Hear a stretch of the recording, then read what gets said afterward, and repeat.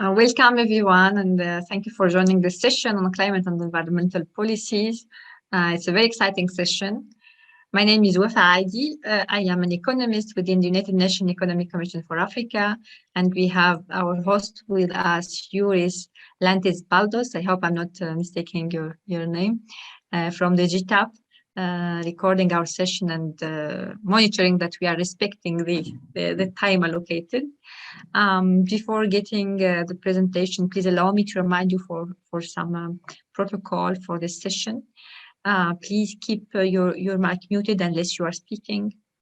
Presentation will last 20 minutes. The session host will verbally prompt you 2 minutes before. Let's go to wrap up.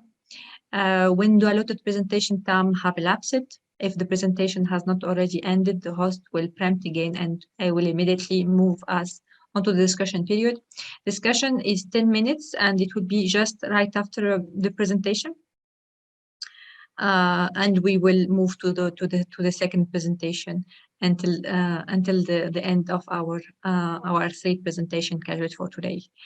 There's 2 minutes transition between the presentation to allow you to upload your presentation. We have with us Sergey Paltsev, Deputy Director, Senior Research Scientific from the NIIT Joint Program on the Science and Policy of Global Change. We have also Mohammad Khabbazan, researcher, Berlin University of Technology, and Daniel Ostale from OCDE. So without further ado, I will give the floor to Mr. Sergey Paltsev to guide us to the first presentation with a very fascinating theme. The floor is yours. Yeah, thank you very much. Thank you for this opportunity.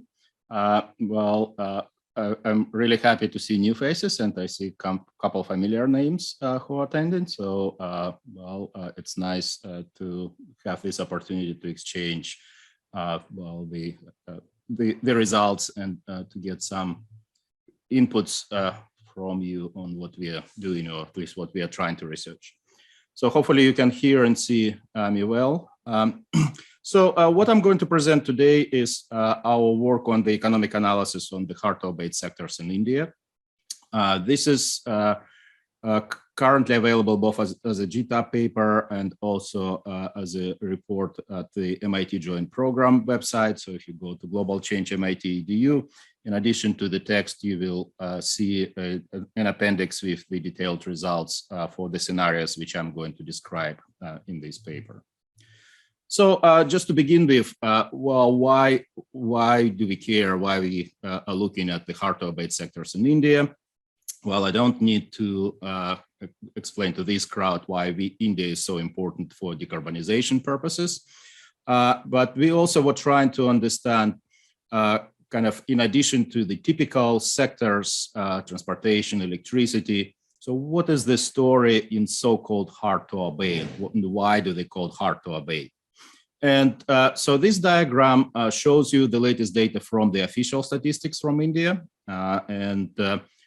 As with many of the submissions to the official process to United Nations Framework Convention on Climate Change, while there is some lag in the official data. So the latest available is actually for 2016, and it was submitted last year to UNFCCC.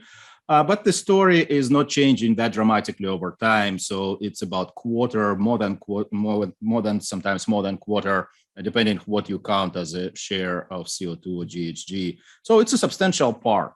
And the point is, if we are going to decarbonize electricity, which is a big chunk of that gray area, if we are going to decarbonize transportation, we left with a lot of decarbonization which is needed in sectors like steel, cement, chemicals. And we were trying to understand, well, can we explore that? Can we try to understand what are the options? Well, another look at, what is the current composition and why we are trying to understand why it's important to look at particular regions. You see the shares here. So we took the numbers from GTAP and also make sure that we are validating that from the original IEA data. And so the story is that half of the total use of natural gas, almost half, is used in these sectors. So natural gas in India actually is not really used in, well, a little bit used in for other purposes, power generation, heating, cooking, but the half of that is actually in these hard-to-abate sectors, and most of that is actually used as a feedstock. And so again, it means that it's not really used for combustion, but for production purposes. Also, another difference with many other regions, and I'll go explain that in detail. In iron and steel, you see that it's a lot of coal. And so it's a coal-based steel making in India. But well, those who are following kind of different technologies in steel making, they know that, well, there are two main routes. Well, blast furnace, basic organic furnace, and the direct reduced iron and electric arc furnace. And so in India, actually, electric arc and DRI is the main component. But in comparison to the rest of the world where natural gas is used for the process, in India, actually, coal is used for DRI process. And also electricity is coal-based, so actually the steel making in India is quite carbon intensive. Well, another story we were trying to understand, since we know that India is relying on coal quite heavily, we were trying to understand, okay, what are the options? So in terms of the alternative fuels, well, if we will have time, I'll touch a little bit upon hydrogen, well, which is still quite expensive proposition for India. But we were trying to understand, well, the basic thing, like switch coal to gas. What is the story for India? Is it feasible? And a couple diagrams which allow you to understand the challenge. Well, first of all, you see that, well, the domestic production was decreasing and rather flat. So they actually last year had some increase from offshore production, but they rely on LNG imports quite substantially. And another point for LNG imports, well, the pipeline infrastructure is insufficient to have a substantial increase in natural gas. And so kind of we will show, as you will see in some of the scenarios, quite substantial increases in natural gas use. And that means that it requires further increase in LNG capacity and pipeline. They're already doing so. In LNG, actually, there are several terminals which are ready to go. And so it's expected that by 2023, the import capacity is going to grow by about 50% in comparison to those existing terminals which are currently available there. So they're moving into that direction. And there are some targets about the natural gas share in the total energy mix. But we all know, well, what's the story about the natural gas prices currently. So we'll see how that is going to evolve over time. The tool which we have used, well, some of you familiar with our MIT EPA model. And so this is a GTAP-based model where we are taking GTAP data and we converted that into, well, we have two versions, recursive dynamic and forward-looking. Well, mostly we are using recursive dynamic as a workhorse. And so, well, kind of the typical story. So for GTAP crowd, I think there are no big surprises here. And so I'm not going to spend that much time in terms of describing the model itself.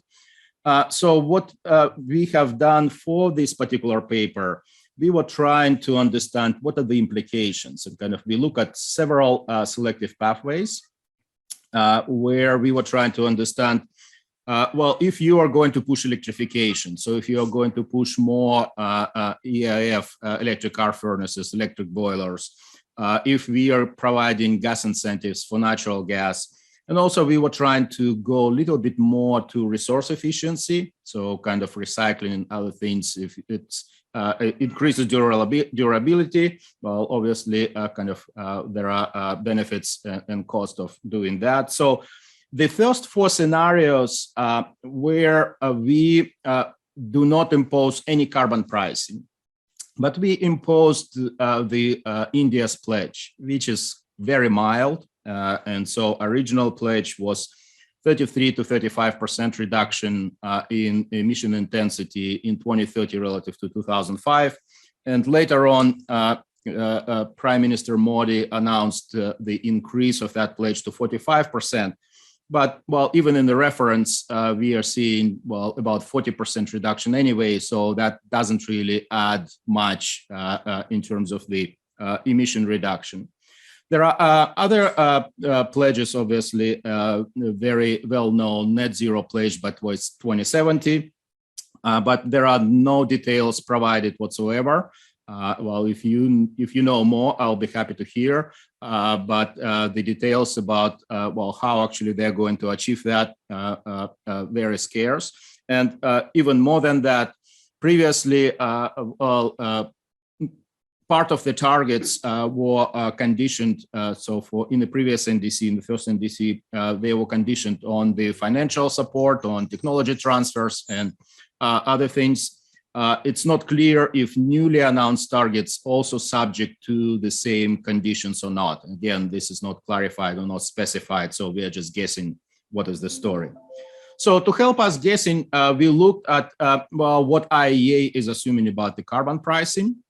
And currently there is no carbon pricing in India. So this is, again, the illustrative example. There are some pilots like in Gujarat, and kind of there are some discussions about some policies, but there is no ETS like in China or in Europe. And so we kind of look at two sets of carbon pricing, what we call low and high. And again, these are very illustrative, and you see the trajectory of assumed carbon pricing. And at the time when we have done the study, well, we based high price on the IEA 2020 outlook. Well, in 2021, IEA were a little bit more elaborate, and as usual, it's sometimes challenging to understand how exactly they have created scenario, what goes there, but kind of to the best of our interpretation, basically we came up with these two profiles. And then since carbon capture is important, especially for steel making and cement, because well, about half of the emissions, well, depending on the technology, is from the process. So we were trying to explore what's the story with CCS. And then whenever you're talking about CCS in India, the first question, oh, do we have enough storage in India? And so we also explored that, well, if we are going to employ CCS, where that is going to go. So that's the setting. So we were trying to understand, well, what would be the evolution in hard-to-abate sectors under these scenarios. Well, I'll start kind of with the kind of global economy-wide indicators. So for energy intensity and emission intensity. And you can see that emission intensity is improving. And again, even in the reference, it's improving quite substantially. And you can see that, well, introduction of the carbon prices are going to move that intensity down quite higher. So you can see that, well, we are expecting that emission intensity is going to be reduced by about half, so 50% in 30 years between 2020 and 2050. And if we're introducing that low carbon price trajectory, we are between 2020, we are between 75% between 2020 and 2050. And then if the carbon price, so we are reducing intensity by 90%. Again, this is intensity, this is not emissions. So we have to be careful in terms of what we are talking about here. But since the NDCs in terms of the intensity, so we were trying to understand what is happening. And we also see a quite substantial growth in the renewables, both solar and wind. And you see that it grows to quite high capacity, at least in terms of capacity. And in the paper, we also were trying to understand some land implications because, well, India is densely populated country. And so those numbers actually have quite substantial land implications. And so that's another thing which one has to watch, because definitely we haven't looked at the permitting and other issues which might be related to such big expansion in terms of the renewables. So to the results. So what do we get in terms of the overall picture? And so the first question, which when we presented the aggregate results, And I should have mentioned that we have done this work with our colleagues in India. Shell India were part of the study. And so thanks to them to providing a lot of India-specific information.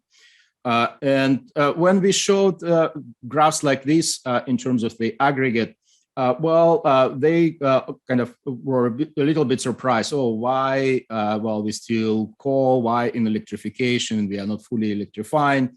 And so kind of this is the story. This is where you need to kind of make sure when you are presenting aggregate or you do the analysis at the level of the aggregate sector versus where you're looking at specific technologies at the level of steel making or cement making. That's what matters. And so I'll show you what drives these results when I look at 4 particular sectors, which we took straight out of GTAP and kind of adjusted for our cost assessments for advanced low carbon options. And so, no surprises, like if you're going to take a look at like gas support, the gas share is growing higher. If you're imposing carbon price, actually there is overall impact on the amount of energy. Again, this is the price effect and the demand effect, which we are seeing. In terms of the CCS, so you see that prolongs the life of coal a little bit, not that high, but kind of a little bit. And you see that kind of in comparison to low carbon price, the coal use actually is growing because part of the coal is used with carbon capture. And I'll go in a moment into more detailed picture. We also look kind of, okay, if you're going to take a snapshot between the different scenarios in 2030 and 2050, well, how does it look like? And first of all, take a note that energy is growing. Well, the country is, India is growing, and the hard-to-abate sector is growing and production is growing. And actually, in terms of the cement, India is one of the fastest, well, at least we are projecting one of the fastest growing region. So currently 60% of the global cement is produced in China, but we see that, well, that's going to be flattened or even reduced over time. But in India, we see quite substantial growth, both in cement production and iron and steel production.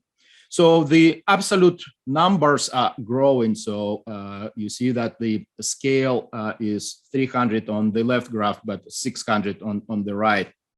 And you also compare how things are changing between the scenarios. And since we haven't assumed drastic policies, but we assume like gradual electrification, gradual gas support. So you kind of, it's not changing that dramatically. Obviously, well, we could have tested much more kind of aggressive push, but well, we were trying to understand, well, under more reasonable assumptions, what's the story? And obviously resource efficiency can play a big role. So that story about the circular economy and moving into more into resource efficiency is making quite substantial impact on the overall use because it's prolonging the lifetime and use of the recycled materials. We were also kind of why we were interested in natural gas. We were trying to understand, well, what's the story? Is there a niche and kind of can we see that coal to gas substitution like happened in the US, for example? Kind of the model traces the international trade flows, obviously, and kind of, well, depending on the assumptions about, well, availability and resource availability, which we put into the model. So in some cases, you see that natural gas actually grows quite substantial. And so you see that in kind of the most aggressive scenario where we are supporting natural gas, well, this is where we see the largest increase. So you see that it grows more than 7 times between 2020 and 2050. Again, this work has been done when the US price was still at $3 at Henry Hub. Well, that's no longer the case, obviously. So, well, kind of we would need to kind of adjust and kind of try to see how that might change the story and how that is going to change the relative economics. And I'll elaborate a little bit at the end if I'll have time. So now I'm going to go a little bit more in detail sector by sector. So what we have done, we look at 4 sectors in GTAP, so iron and steel, and I'll start from that. And so we were looking at kind of try to see kind of the projections. What do we have in terms of the steel making? And you can see that, well, it grows, well, either like quadruples from the current level, so even 5 times. And so the amount of steel which we envision growing in India is quite substantial. And what we were trying to understand is in terms of the technologies. And Sergey, last 2 minutes. Okay, yep. Currently, we see kind of half and half split in terms of the blast furnace and electric arc furnace. And under different scenarios, you see the different trajectories with pushing more and more in terms of electric arc and CCS when you allow on CCS. In terms of the emissions, well, again, that makes substantial changes on the trajectories. And in cement, as I already have mentioned, the issue is about half of the emissions from the energy. So there is some room for alternative energy inputs, but because it's not going to affect the process emissions, it's not going to affect calcination. Unless we use CCS, we are not really pushing far in terms of the emission reduction. And so that's indeed what we are seeing under these assumptions of the carbon pricing. The CCS is playing quite a substantial role in cement decarbonization. Well, not full decarbonization, but at least reducing the emissions from cement quite substantially. So these are the story in terms of the emission intensity of these 2 products. So again, steel is quite emission intensive. So it's almost 2 tons of CO2 per ton of steel. And you can see that over time, that's projected to reduce quite substantially. Similar story for cement, for cement reduction. And we also look at non-ferrous metals. So that's mostly aluminum, and that mostly uses electricity. So the story is not actually that exciting in terms of the research. Because, well, the story is decarbonize electricity, and then you will have decarbonization. And chemicals is much more difficult sector to address because it combines many different processes, and also kind of we see some role for CCS, but closer to the mid-century. So most of the action actually in the model we have in terms of the iron and steel and cement. And so kind of coming back to my original statement, why on aggregate nothing is moving? Because, well, each individual sector has a very, very different energy composition. And so the driving story for each sector is quite different. I think for the sake of time, I'll show you that, well, indeed, we are reducing quite a lot the emissions over time. So those are the emissions from hard-to-abate sectors in our study. And you can see in comparison to reference, well, we are not getting them to 0, obviously, but there is a substantial reduction. And you can see that, while CCS is dealing a lot with the cement emissions. Sergey, I'm running out of time. I'm close to be out of time, but kind of just to finalize with kind of the story. Well, with all this CCS, do we have enough storage capacity? And well, we have done another study where we have estimated, and well, in short, the answer is yes. I don't have time for hydrogen versus CCS. Well, that's some other discussion which we might have. So basically, that's the story of kind of showing how we applied GTAP data with our model in order to understand, well, what are the pathways to decarbonizing a major emitting country like India for their hard-to-abate sector. So I'll stop here. Thank you very much. Thank you, Sergey, for taking us into this world of energy and how to make it less toxic for the nature. Let's go ahead on the open up the floor for discussion. I'm not seeing any question on the chat box, but I'm seeing a lot of hands. Matthias, then Ostale, please. Thanks. Just trying to unmute myself. Thank you, Sergey. Very interesting presentation. Lots of detail, also technology detail.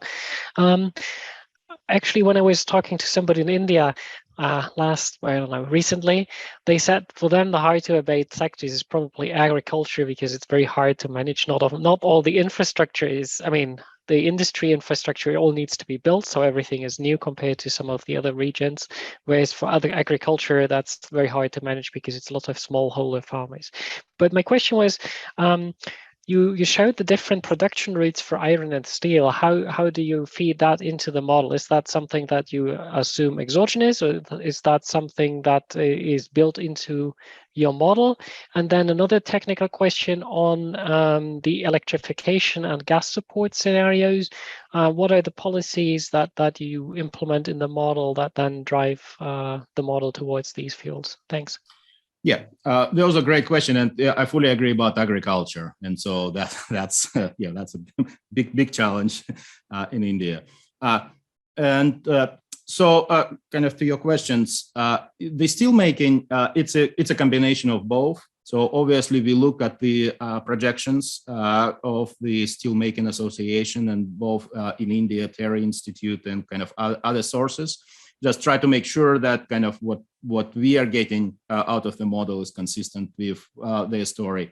And then steel and cement are somewhat related because, well, a lot of that is used in kind of the same purposes, buildings, well, roads, other things. So kind of we were trying to make sure that we are consistent. So the original kind of in the reference, well, we were trying to adjust that to make sure that we're in the right place. And then the reaction of the model in different scenarios, well, that's how the model reacts to kind of different forces in terms of change in relative prices, change in the use, change in the demand. So it's a combination in the reference. We calibrated that, and then it's a model response. In terms of the policies, well, that's why it's called economic analysis. So kind of, and that's a big question, okay, how exactly you incentivize this thing versus that thing? And well, since we are economists, well, we kind of believe our religion that, well, we react to prices, right? And so we react to incentives in terms of the dollar terms or in rupees, Indian rupees. And so we have changed the subsidy rates and we have changed the taxes kind of to support one fuel versus another fuel. Well, one can argue, well, it's kind of arbitrary. What's the subsidy rate? What's the tax rate? And that's kind of true. But well, we were trying to base it on something sensible. But definitely you can choose another rate. But kind of in terms of the mechanism, that's how it's introduced in the model. Thank you, Sergey. I suggest we take Ostale and Mohammad, so you can answer to both of them. Hello.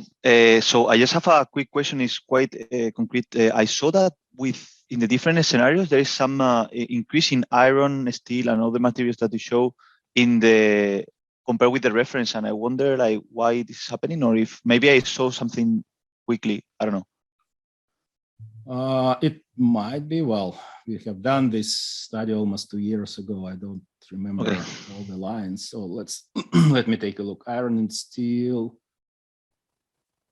It's something that you show in the presentation, maybe. In the resource efficiency, it's yeah. So the story is the iron and steel making is actually well, not so straightforward sector to model. And you can do, well, basically there are there are 3 stages in steel making, right? So you are producing iron, so you can use blast furnace or DRI process. And then if you do blast furnace, you do basic organic furnace or electric arc furnace, and then there is a finishing product. The story is that if you have enough scrap, if you do a lot of recycling, you can avoid making new iron. And so you immediately go to EAF. And so the idea here that we will have the higher rate for recycling steel, and so we will have more scrap, and that increases. And since the cost of the steel is going to be dramatically different, so you're kind of avoiding half of the cost by doing that. And so that's what's driving the increase actually in steel production. Okay, perfect. Thank you. Mohammed, please go ahead. Thanks for the nice presentation. I actually had the time to read the whole paper and I truly loved it. I picked up few questions, but some of them are already answered. So I have just two questions that I would like to go ahead and ask. I'm definitely sure that you have already taken care of it because one of your papers is about the terms of trade and international trade effects. So I just didn't really get it how the rest of the model regions are treated in this study, because you know, going for net zero is something that all the countries are kind of, you know, thinking about it or pursuing it, and I guess that it would have a huge effect on the results through these terms of trade. And I have just another quick question, which might be more relevant to policymakers or some social scientists. So we know that India has almost 1/6 of the population in the world. So one important issue would be an inequality or household heterogeneity. So have you also thought about these issues or like addressing them in future or something adding to this present study? Yeah, both are great questions. So, well, it definitely shows that you have read the paper. That's great. The first one, actually, I'm glad that you are not a reviewer of our paper. It's kind of submitted in a journal. We got very positive reviews. Indeed, if we will do the scenario with kind of what we call Paris Forever, with NDCs which are submitted and not really tied that much over time, versus if the countries are all going to pursue net zero, that will have a substantial impact from the rest of the world and change the terms of trade and change the fuel price and change a lot of things. We haven't done that exercise because, well, that would complicate the picture, add another dimension, and we were trying to keep it relatively straightforward. But that's a good point. So we haven't done that, and kind of, well, hopefully that will be another paper, and where we are going to explore and see how that is changing. And the second point is extremely important, and it's hard to understand that. We haven't done that for India, at least for this project. We have a hope to do that for kind of separate regions, and we have, well, at least current attempt to do that. We'll see how successful we are going to be. What we have been doing to address that, we are connecting EPA model and our original models with consumer expenditure surveys in order to understand what is the reaction by income group, what is the reaction like for single families, what is the reaction for like single mom with a child, like retired people, and so on and so on. And indeed, the impacts and implications are quite different among the groups. And so, like within the country, environmental justice and kind of making sure that you're addressing all these issues are extremely important. It's not in the paper because, well, we are using one representative consumer, so we cannot do that with the current setup, but that's definitely what we are trying to push quite hard. And we have a paper on the US. If you're interested, I can share that link where we have done that for the US, and currently we hope to expand that, but haven't done that for India. Thanks a lot. Thank you, Sergey, for taking all this burning question and addressing them very well. Please let us give Sergey a lot of applause. This is a very interesting work and an area for which we all researchers need to investigate it more in order to handle that. Oh, thank you. I always enjoy these sessions because it's a lot of knowledgeable people, and yeah, thank you very much. And unfortunately, I have to leave to another meeting, so I apologize to other speakers, but I look at your papers, so I'm looking forward for future interactions. Thank you. Thank you, Sergey. Nice to meet you. So I'm delighted to present the next speaker, Mohammad Khabbazan, researcher in the Berlin University of Technology, who will be guiding us through the EU gain loss from more emission trading flexibility. Mohammad, you can upload your presentation, please. Thanks a lot for the introduction. I am going to.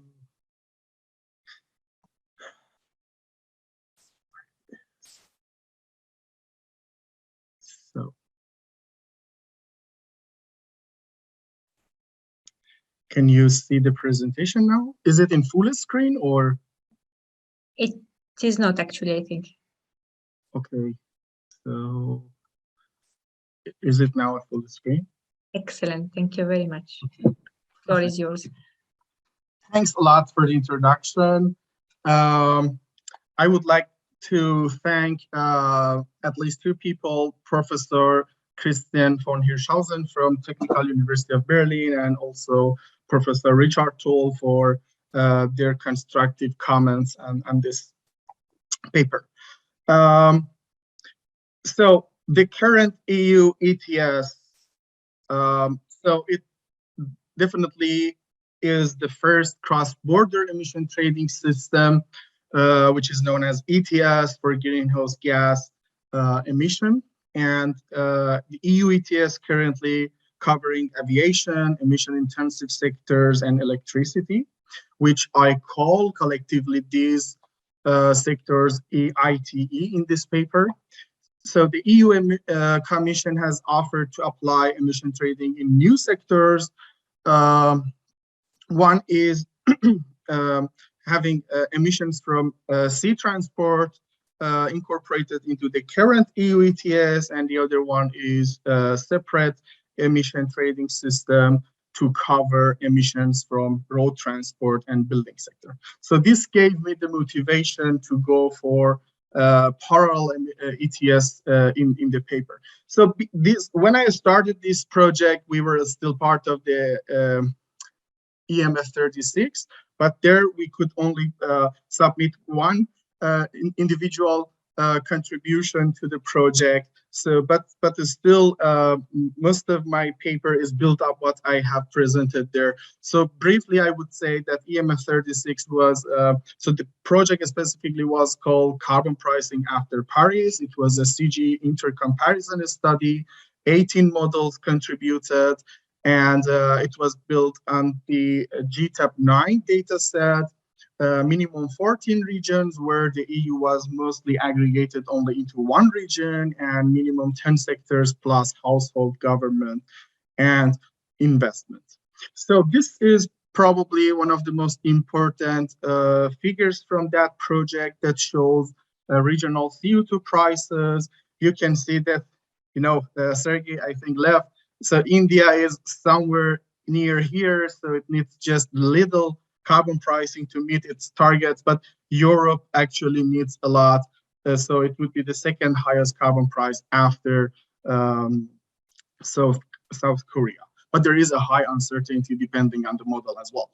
So I would say that studies show that linking of ETS can actually increase the efficiency of international greenhouse gas mitigation. So it's very well known.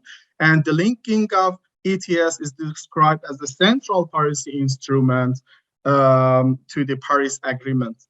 So we also know that ETS may result in welfare losses in some of the participating regions. Some of the individual contributions to the EMF 36 considered further disaggregation of the EU. One of them was Fan and Yonezawa, where analyzed the impacts of Norway joining the EU ETS in scenarios to where two parallel emission trading systems actually coexisted. And Winkler et al. Disaggregated EU into 8 regions to look into ETS linking between EU and China. So in this study, I extended the CGE mode, which I, for the first time, presented for the EMF 36 project, and the paper is published in Energy Economics. It's a static multi-regional, multi-sectoral CGE model. I have disaggregated the EU into 9 regions because UK is actually out of the EU, so it would also go out of the already out of the EU ETS, and I've disaggregated the sectors to include aviation and implementing the parallel international ETS options. Of course, the model is also upgraded to use GTAP 10 power data set and measuring. I have also measured marginal abatement cost for parallel markets, which is quite new, and studying scenarios considering 2 baselines and 4 ambition targets. So this is the regional and sectoral disaggregation of the model. Here we have Germany, France, BLX, which is Belgium, Luxembourg, and Netherlands, Eastern European Union, and then Ireland, Iceland, and Liechtenstein are put into one group, ILI, and then Scandinavian countries and South European countries. So we have, as I said, United Kingdom and the rest of the Europe also modeled in here, but they are not part of the scenarios that I'm going to do. And here we have sectoral disaggregation of the model. All sectors with an asterisk are part of EITE sectors, and the rest are part of non-EITE sectors. So, here let's have a look at the benchmark, the 2014 data set. We can see that the emission intensity between the regions are kind of diverse. We can see that Eastern European countries have a very high emission intensity, whereas France and Germany have kind of lower than the rest. And the interesting thing is here that Europe on average emits more in the NEIT sectors and less in EIT sectors. So this is true for all of the regions except for Germany, where nearly 60% of emission is done within the EITE sectors. And of course, we can see France has a very high portion of emission from NEIT sectors. Okay, so I'm going to skip this part. So this is the nesting structure of non-fossil fuel production and also fossil fuel production. If you have any technical question, I would be happy to answer. So I used 2 baselines in this project, but for this presentation, I will focus on only on the results from IEO. So we can see here the GDP projection until 2030 and also CO2 projections. We can see quite a difference between IEO and WEO. That's why I decided to go for 2 baselines. So here we have I've calculated new kind of indices for these regions. Where you can see that there are quite small differences between IEO and WEO scenarios for almost all regions. And here comes the policy scenarios. So in the reference case, all regions have to meet their targets without implementing. All regions have to meet their targets without any coalition. So there is no coalition, and each country, each region has its own carbon price. And there are 3 policy scenarios where the EU EITE is kind of representing the current EU ETS, where all EU regions are part of it, and only EITE sectors are included. And then we have EU mix, where in addition to the current EU ETS, we have also another second market where all EU regions participate, but it's only over ITE sectors. So here also we have EU full, where you again join two markets and build up just one market over all sectors. I also studied two more scenarios, which I call extra scenarios, where only the EU implements its policies. Like reaches its Paris targets, or only the rest of the world, and the EU region doesn't implement anything. So I just implemented them for clarity how this international trade works actually. So here we have the baseline, and we see that almost all regions kind of keep their portion of emission from EIT and NEIT in the IEO and WEO baselines. And now here comes the sectoral regional marginal abatement cost curves, where on the top panels we have MAC curves in the IEO scenario and WEO scenario for EITE sectors, and below you can see it for NEIT sectors.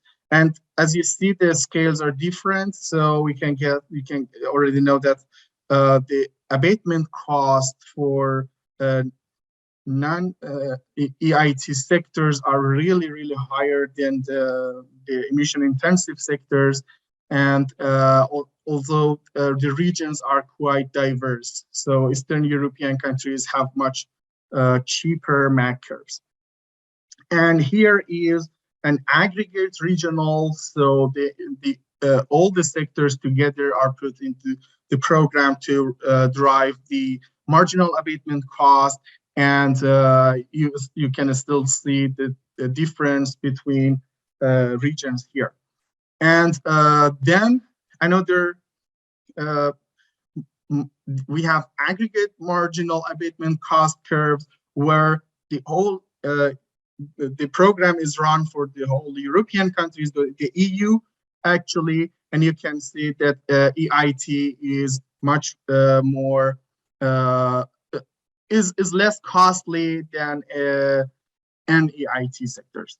So here comes the results for CO2 prices. As I said, in the reference case, each country has its own carbon price, and this is only for NDC here. And then under EU EIT, you can see that in the market EIT, all carbon prices are equal, and still they vary in their national carbon price. Then we have mix of the markets, where one price for EITE and one price for NEIT, and here you can clearly see that the carbon price in the second market is much more expensive than the other one. And then EU full, where the carbon price falls somewhere in between. So you will get exactly the same pattern for the extreme case of NDC 1.5 degree as well. Here comes the CO2 emission, again in the NDC, in the EITE and NEIT sectors. You can see that, for example, for the reference case, the reduction into EIT sectors is quite huge, and because you just compare these scales, you can see that, for example, in Germany, it's like 60% contribution by reducing emission in the EIT sectors, and just 5%, nearly 5% in NEIT sectors. So the aggregate for Europe here is also shown. Then, so the thing is that this clearly shows that the contribution by EIT sectors is huge, but for some countries, moving from each scenario to the other would change this contribution a lot. For example, for France, you can see that moving from reference scenario to EU EITE the contribution from EIT sectors reduces from 60% to just 30%, and which is kind of a huge effect. So let me move to the other figure table. So here I hope that I can show that the import of coal, oil, and natural gas by EU for the regions and Europe, and then moving through the scenarios, you can see that you can see that the coal contribution first goes lower, and then it increases and increases. So so this is quite the same for natural gas.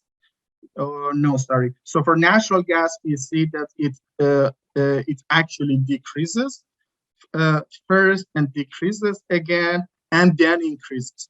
But for the oil, import of oil, you can see that it increases first and increases and further increases. So basically, what happens here is that oil import, poses itself as a bottleneck through reaching the Paris agreements or even net zero in Europe. And the more you go through these scenarios and move toward the full integration of all markets, the EU becomes more dependent on oil, basically. And so this is the scenario here. And here we have the terms of trade, which is a bit tricky because you can see that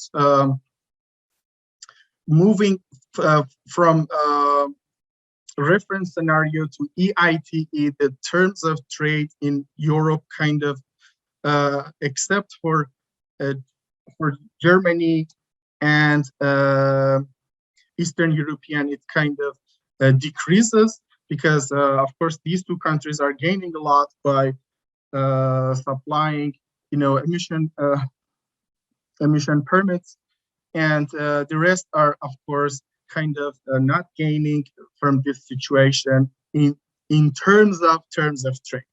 So, so the overall picture here is that the terms of trade gradually reduces for Europe.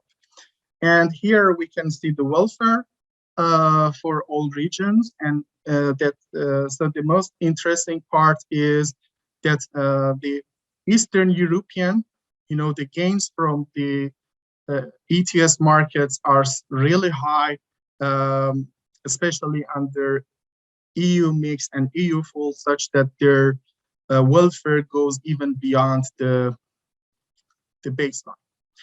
And here you can see that in the EU on average, of course, going from reference to EU EIT is kind of welfare increasing, and it keeps welfare increasing to go from EU mix. However, when the full integration happens, there is a kind of a small reduction, and it's even the welfare would be even lower than the welfare from EU EIT.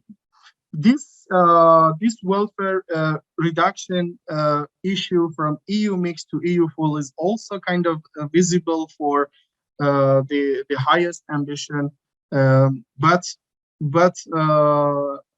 in that case, it's still the welfare is higher than the EU EIT.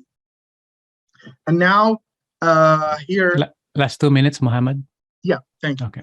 And now we have the terms of trade and welfare for the extra scenarios. This is also a bit tricky because you can see that going from reference to no rest of the world, which means that only EU is going to implement their targets. So you can see that the terms of trade doesn't really that much change, except so it kind of decreases for some countries, but for Germany it actually increases. but it has a kind of visible welfare effect. So basically, it means that if the rest of the world doesn't implement a policy, it will not dramatically change the export-import pattern of Europe, but through probably access to lower fossil fuel and so on, they will gain here.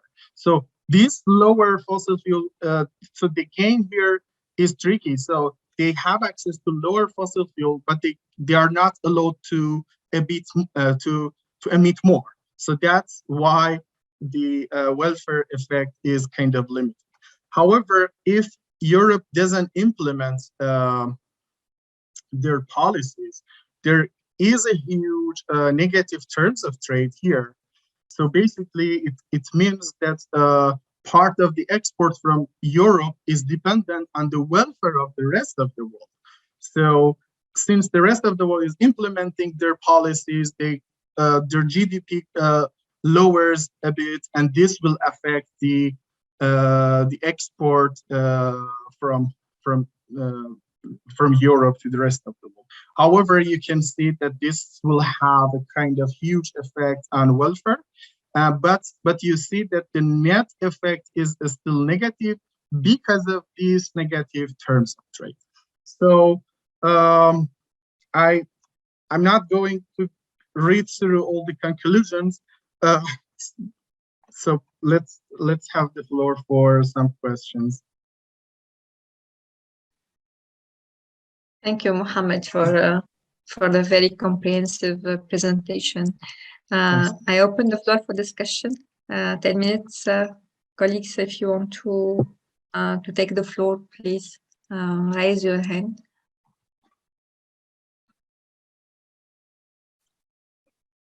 Matthias, please. Thanks. Very interesting presentation indeed. I have a question on how do you set the individual targets, because that's in the end what determines the welfare gains basically from being able to trade across the different sectors and countries. I mean, there are no NDCs typically for the individual EU member states, but there is an overall aggregate member states. So how do you break those down to the different countries, but also how do you determine the contributions of EITE sectors and other sectors? Thanks. Thank you for the question. So I basically followed exactly the EMF 36 approach to determine NDCs for individual countries. So I know that there wasn't this issue with so because Europe was treated as an aggregate region, this issue was not visible there, and now you're asking this, but I followed exactly the same approach because this would be the basically we first go for if all countries just comply their targets, so the target is equally divided between all regions. For example, if it's a 50% reduction, first I assume that all countries has to reduce their NDCs by 50%, but of course because their the trajectory or the projection of growth in each country is different, then their indices are a bit different. And then from that point, I started to say that now we have current EU, and so this current EU compared it with the reference case, and from there on, I kind of compared the countries. And another question was about how I calculated the emission in EIT sectors? Well, I guess it's the same across the different sectors, because now you explained how you differentiate the EU target to the different countries, But I guess if you're having the cases where you have parallel ETSs, you also need two targets, one for the energy intensive sectors and another one for the other sectors. Are they having the same reduction requirements, or is that something that the reduction requirement is only set for the country, and then the country decides to contribute to this to reach these targets, as I showed in the first graph about emissions, that mostly countries decide to do the contribution via EIT sectors, and then through the non-EIT sectors. And there is just one price in account for each region. And from that on, then the country has one carbon price, and then it joins EU. There is a second carbon price. So there is a national carbon price, then countries join EU ETS. There is one international, one national, and then they join the second international market. Then there are just two international carbon prices and no national carbon price. I hope it's not that confusing.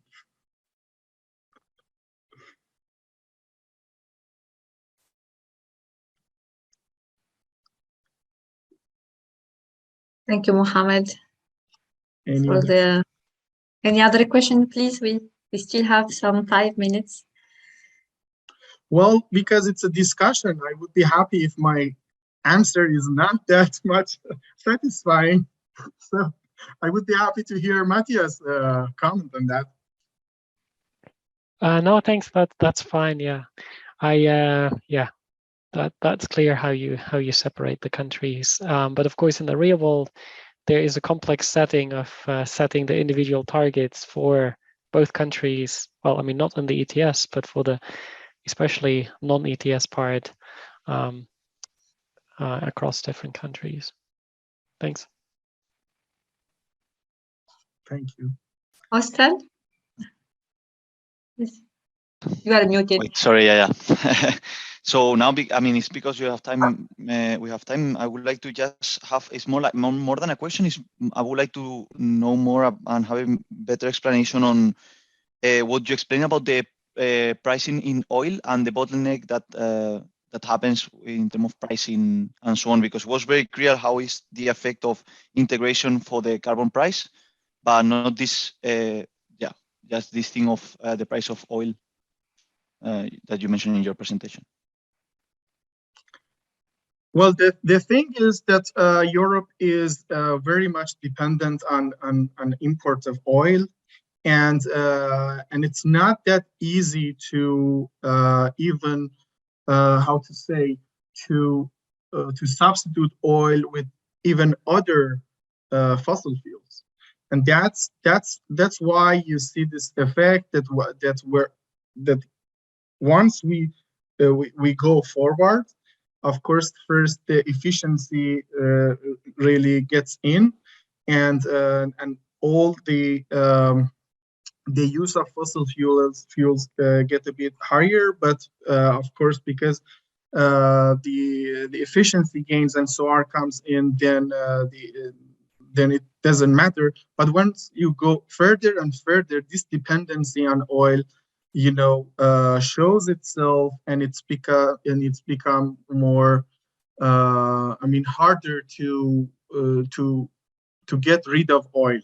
So it is easier to get rid of coal. It's much easier, and then it's even easier to get rid of gas. But oil is a bit different due to the all the issues that we know already. Yeah. Okay, thank you. Thank you, Ostale and Mohammed, for this very interesting discussion. 2 minutes. Any burning question before moving to the next one?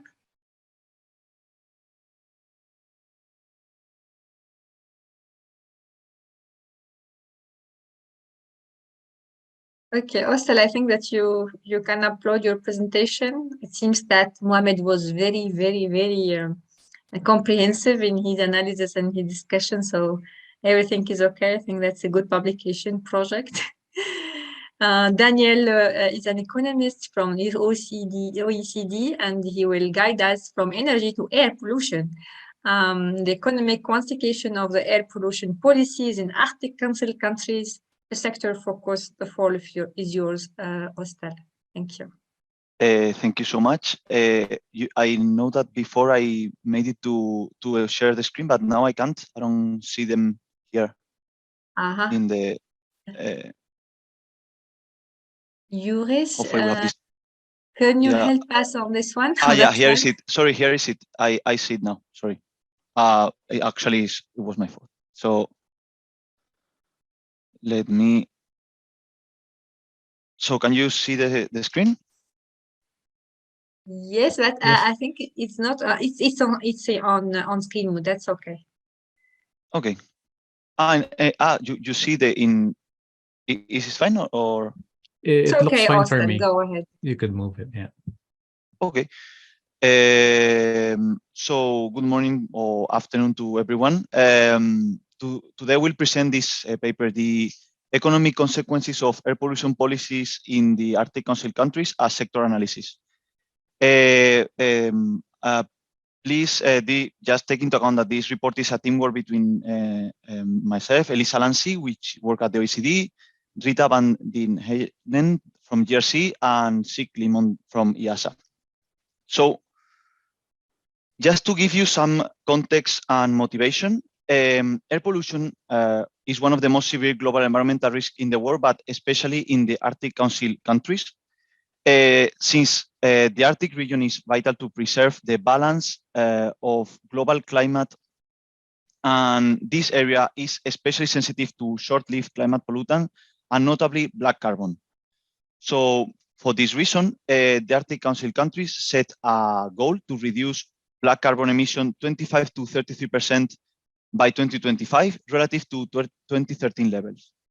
However, they need to reduce this and other pollutants in an effective way in order to reduce the negative socioeconomic impact that achieving this goal has associated. So the aim of this report and the objective is to highlight the cost and benefit of emission reduction in the different Arctic Council countries by sector, in order to analyze how policies in the different sectors contribute to reduce health, environmental, and economic consequences of air pollution. To do that, what we do is we compare mainly two policy scenarios. One is the one called CLE, or current legislation scenario, that considers national and regional laws of emission taking place in 2017. The second one is the maximum technical feasible reduction scenario. From so on, it will be MTFR. This policy scenario reflects the implementation of source and regional specific technologies that aim to reduce air pollution. One example of this technology would be end pipe technologies, filter, catalyst, and so on. So what we do in this report is to compare the CLE scenario with the MTFR scenario when it's only taking place in a specific sector, like which are the one that appears in this table. Just an example would be taking policy action only in the agricultural sector, only in the Arctic Council countries. So let's see first what have been done already in doing a small literature review. And I would like to start saying that this report is a continuation of a previous one here mentioned. The difference is that here we do this sectoral differentiation, while in the other one we put all the investment together in the economy. However, it exists an extensive literature review that focuses on differences in emission reduction by sector and the uneven economic implication of sectoral policies in the context of climate change. However, there is less effort made to understand the macroeconomic consequences of air pollution policies. There is one recent report from Van Dijk from GRC that analyze the sectoral and regional differences of abatement costs in both greenhouse gases and fine particulate matters. Something that we add here in this report is to include not only fine particulate matter, but also ground level ozone. So let's continue with the methodology and the scenarios. So this methodology relies on a pseudo model. We will see that in the next slides, but the main modeling tool is the OECD EMV linkages model. So EMV linkages model is a multi-regional and multi-sectoral computable general equilibrium model, which have a global perspective of the economy. In the model, all the regional economies are part of a closed system and connected, all of them, by trade and production between regions. The model searched for a simultaneous equilibrium in all markets together year by year, creating the economic projection, so the resources dynamic. And at the beginning, the model is run without taking into account air pollution damage, what is called a non-feedback simulation. And then we include the specific impact of air pollution. And given the characteristic of the model, what we can do is to have this impact in sector-specific places and also geographical places. So what we do is to put shocks by region and sector. And this is exactly what we do here in the Arctic Council countries, with focusing in certain sectors. So, but as I said, this is the main tool, but not the only one that we use in the modeling framework. So first, we have the OECD EMV linkages model, which use we create detailed projection of sectoral economic activities. Then uses this non-feedback economic projection. IASA Gains model calculates the sectoral emissions for the different air pollutants. Using these emission gases, these emissions gases are used to derive the concentration of PM2.5 and ground level ozone made by GRC, TM-FAS model. And with the concentration of PM2.5 and ground level ozone, we calculate the impact of air pollution in human health using the global burden of disease methodology, and the impact in crop productivity using TM-FAS model. Finally, the biophysical impact are used to calculate the macroeconomic effect using EMV linkages model. These steps are repeated for all the scenario, and by comparing the baseline with the policy scenario, we calculate the economic consequences of taking policy action by sector. So let me go a little bit on detail on what we include in the model. So first, we have the benefit of reducing air pollution or increasing air quality, which is increasing, having higher labor productivity, lower health expenditure, and higher agricultural productivity. However, all of these benefit from increasing air quality doesn't come without a cost, and we have this investment cost applying the best available technology by sector. And when we include both of them, benefit and cost, we have the overall macroeconomic effect. Even though it doesn't appear in this report, I would like to remark that there are other economic effects in terms of welfare gains from reduced mortality and morbidity, but this is not included in this report, while it is included in the previous one. So let's go directly to the results in terms of emissions in the Arctic Council countries. And with this slide shows the emission by sector for each pollutant that are part of the report. As you can see, there are a lot of pollutant taken into account, and these are the Arctic Council countries. And please, there are two things to say about this slide. So the first one is that there are some sectors that are the major emitter of certain pollutant, no matter where you look at, which is the case of ammonia for the agricultural sector. However, and this is where the differences start to come, if you check other pollutants, we can see that certain sectors are emits more pollutant by country. And the example here is black carbon in Russia, but also is applied for all the other pollutant. In Russia, energy and industry sector is the one that emits more compared with, for example, the residential and transport in Canada or in the United States. So now that we know how and where the emissions are made, let's see what happens when policy action is taking place. And this slide shows the impact in terms of emission reduction when policy action is taking place by sector.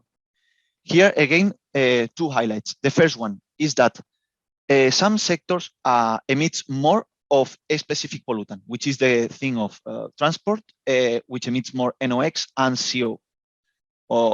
However, and that is something quite interesting to take into account, there is already a plan in our baseline scenario that policy action will take place. So emission will be reduced in 2050. And the difference between the current legislation scenario and the MTFR is not as much. However, there are other pollutants like black carbon or VOCs that when we take policy action by sector, we see that the residential sector will shift for increasing emissions in the baseline scenario to reduce emission when policy action is taking place. So now that we have this perspective in terms of emission, emission after is using the TM-FAS model, we go directly to concentration of PM2.5, and we decompose the concentration contribution by sector under the MTFR scenario, and we see that, for example, in Russia, taking policy action in the industry sector is the one that reduced more concentration of PM2.5, while in the United States and Canada is the agricultural sector, when the agricultural sector take policy action where concentration of PM2.5 will be reduced, and in Norway is more about the energy sector. However, this concentration, this reduction of concentration is important to remark that it means that it will be less premature death, less health expenditure, and an increase in labor productivity and agricultural productivity. So this is great, but this doesn't come without a cost. And the cost is explained here in this slide, which is the investment cost in 2050, which overall in the Arctic Council country will be around $100 billion US. But we can see that there are differences by countries, and the investment are different in terms of sectors. So, for example, the residential, energy, and industry sector require much more investment compared with, for example, transport and agricultural sector. Also, we can see that it's not evenly distributed. It's clear that, for example, in the United States, it's expected to have more investment to achieve this best available technology in the residential sector, while in Denmark is more about agricultural investment in the agricultural sector. So having this information on gains and losses, we introduce this into the model as I explained before. And we have first this overall picture of what would happen if all the sector together, the investment goes to all the sector together. And we can see first that the benefit increase over the time, but it makes the cost do the same. So at the end, what we have is that overall the impact is we can consider that taking policy action in all the sector together would be GDP neutral. However, even there are differences. There is some regions that gains and others that lose when policy action is taking place in all the sector together. For example, Canada have net economic wide effect that are positive, while Russia are negative. Part of this is because the investment needed in Russia is much higher, and they are far in certain sectors from the best available technology in terms of emission reduction. And finally, and one of the highlight of this report is that there is the macroeconomic effect. We saw that is GDP neutral, but when we go by sector, we have three takes out of this slide. The first is that there are benefit and cost of implementing policy action by sector that are, there is some sectors, sorry, that is clear that are negative, which is taking policy action in the residential sector and in the transport sector in all the Arctic Council countries. The second takeaway is that there are some sectors that have benefit and cost, but at the end, benefit and cost set off each other. So, which is the case of the industry sector and the energy sector. And finally, there is some that have more benefit than cost, which is the case of the agricultural sector.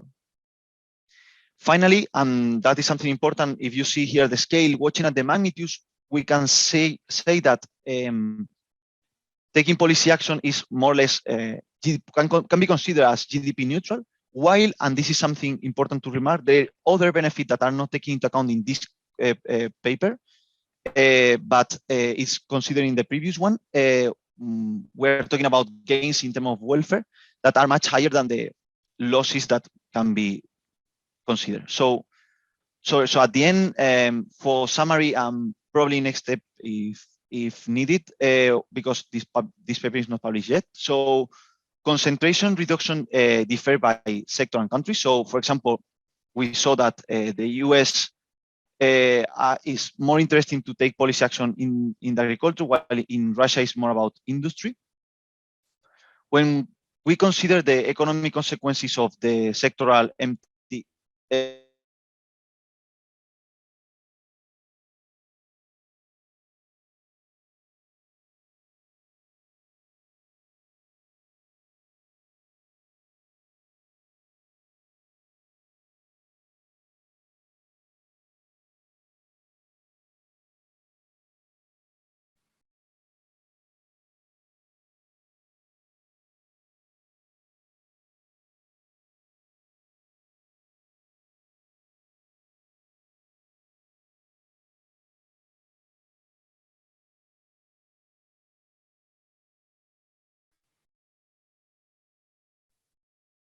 I'm not hearing Matthias. Are you hearing him? Excuse me, is it me getting disconnected or the presenter got disconnected? I think the presenter got disconnected. Okay. We lost Matthias. Okay. I'm still here, but Daniel, who was presenting, is out. So Matthias, you still have some minutes. I think 5 minutes more.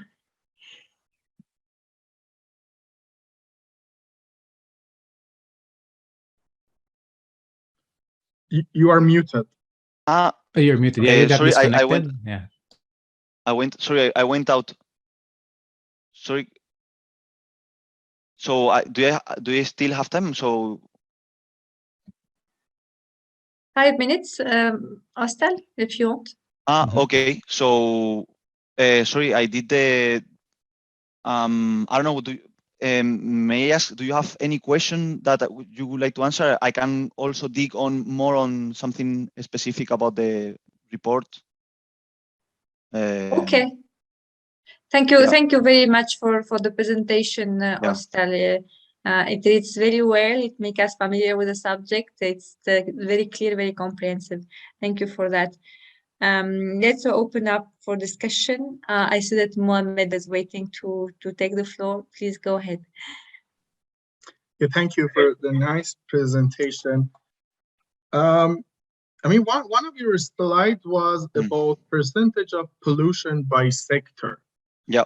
For countries. So when you showed this this slide by percentage of investment by sector. No. Let me come back to share the screen. Like that we can discuss, which is actually the thing that I like. So we're talking about this one, right? Let me see. Yes, exactly. My point here was that when you compared Russia with Canada, so does the percentage matter that much, or also the absolute? Well, what it of course in absolute values, of course, Russia emits much more black carbon than Canada. That is sure. But what is important, or the significant part here, is that whatever the value of the emission, well, in 2019, the emissions of Canada is made by mainly by the transport and the residential sector, while in Russia is more about the energy and the industry. So why, or the reasoning of presenting this here, is to show the heterogeneity when you want to cap, or when you think like, okay, let's take the best available technology to reduce emissions. It means that in Canada, there is more to do, I would say, in the transport sector and in the residential sector, while in Russia, it would be more about energy and industry. Yep. May I follow with please. So I asked this because I assume that something similar to, for example, the marginal abatement cost. Yeah. When you abate more, the cost gets higher and higher. Yeah. And if, for example, here, the residential and commercial sector in Canada already is emitting lower than the Russian residential and commercial, then this effect kind of is obvious. So I'm not sure, but is there such thing that there is also an abatement cost which is getting increasing and increasing? No, actually, the model doesn't take into account this in that way. What we does is to have these two scenarios somehow. Is that what would happen in terms of emission when the policy is taking place and when it doesn't? So it's like or take it or not take it. You know, like that it makes sense. Not. Wait, you're muted. Sorry. I honestly didn't understand your. Okay, sorry. So yes, my point is that when we have this abatement cost, and might be that the abatement cost, for example, in Canada would be already. I'm sorry, Mohammed, because I didn't get the question. Can you repeat the question just to be clear? So just assume the marginal abatement cost, which is not linear, but also getting, abatement gets more costly when you abate more.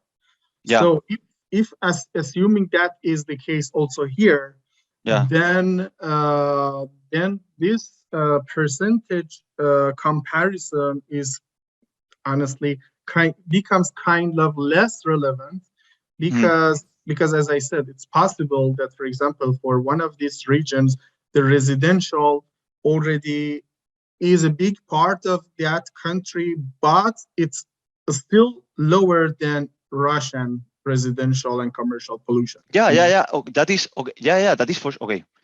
So just to be clear, that is for sure. Yes, it doesn't. It does. Okay, it doesn't mean it. Okay, it doesn't mean that because here the share of industry is less, the share of transport is less, the emissions in Canada is more. You know, it doesn't. But what it does see the picture is what is more or less important, right?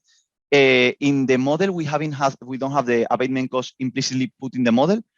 The model take into account is emission reduction and the changing in terms of coefficient. So what we have is the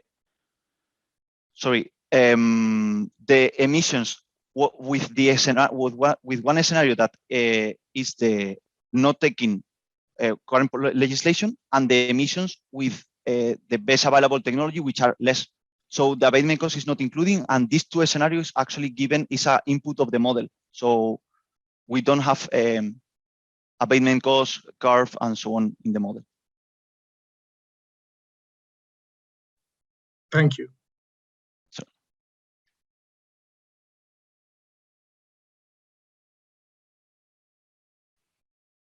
Any question, colleagues?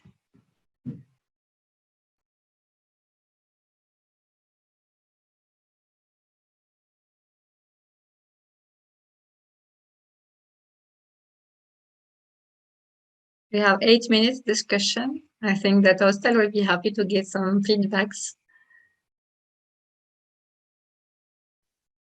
Totally, I will.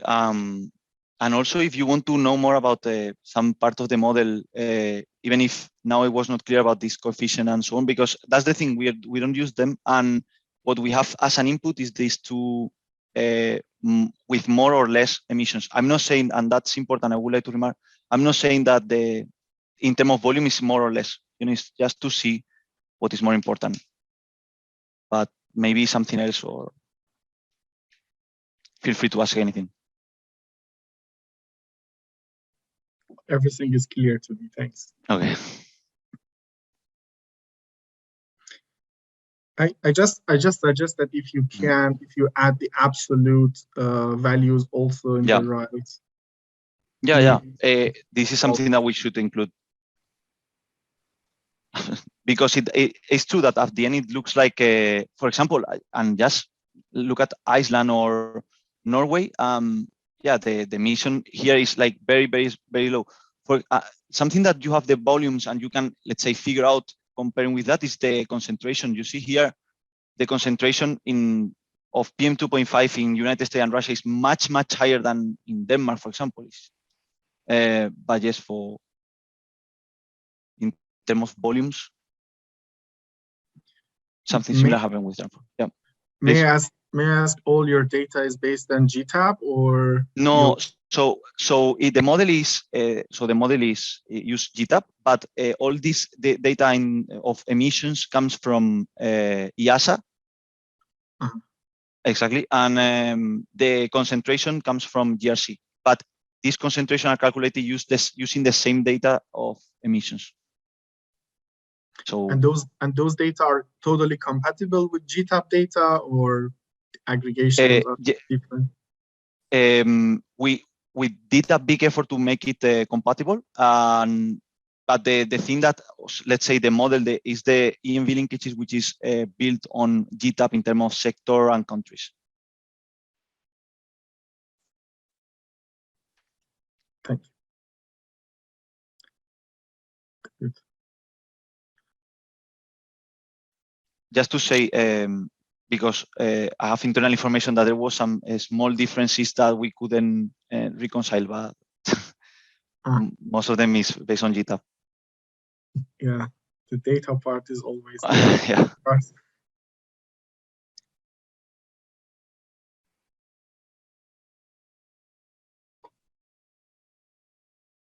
I think no more questions from the floor. I would like to take the opportunity to thank you, Ostale, for this last amazing presentation. That will let us thank Ostale together for this great work. Thank you for joining the session. It was a great session. We appreciate everyone joining us today and hope you enjoyed the remainder of the conference.